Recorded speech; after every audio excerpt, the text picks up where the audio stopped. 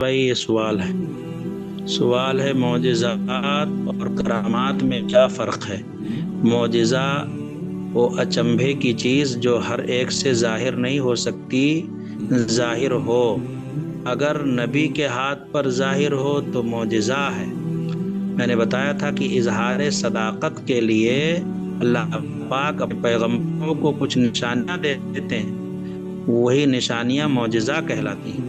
اور کرامات بھی بعض اچنبھے کی چیز ہوتی ہے جو ظاہر ہوتی ہے، جو اوروں سے نہیں ہو سکتی ہے، اگر نبی سے ہو تو معجزہ، اور ایسی عجیب و غریب چیز کسی ولی کے ہاتھ پر ظاہر ہو تو کرامت ہے۔ مثلا کوئی آسمان میں اڑ رہا ہے، ہم نے دیکھا، اور اللہ کا ولی ہے تو وہ کہیں گے کہ کرامت کے طور پر اڑ رہا ہے۔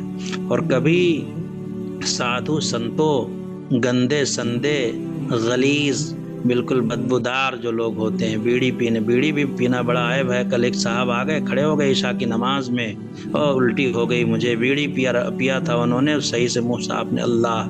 تو بہرحال بعض ایسے سادھو سنت یا بعض مسلمان جو بالکل نماز روزے سے خالی، ایسے لوگوں سے بھی بہت ایسا اچنبھے کی چیز ظاہر ہو سکتی ہے جس کو کہا جاتا ہے استدراج، ڈھیل اللہ کی طرف سے۔ تو ایک ہو گیا معجزہ، ایک ہو گیا کرامت، ایک ہو گئی استدراج۔ نبیوں کے ہاتھ پر اچنبھے کی جو بات ظاہر ہو وہ ہے معجزہ، ولیوں کے ہاتھ پر ظاہر ہو تو کرامت ہے، اور اگر ہما شما اندھے گندے لوگوں کے ہاتھ پر ظاہر ہو تو اس کو کہیں گے استدراج۔ یہ فرق ہو گیا۔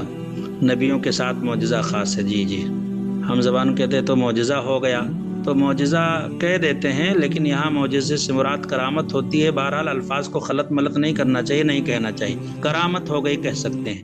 ایک ہوتا ہے کشف، اللہ تعالیٰ بعض بھید کی باتیں اپنے ولیوں کے سینوں پر ظاہر فرما دیتے، القاء فرما دیتے، اس کو کہتے کشف۔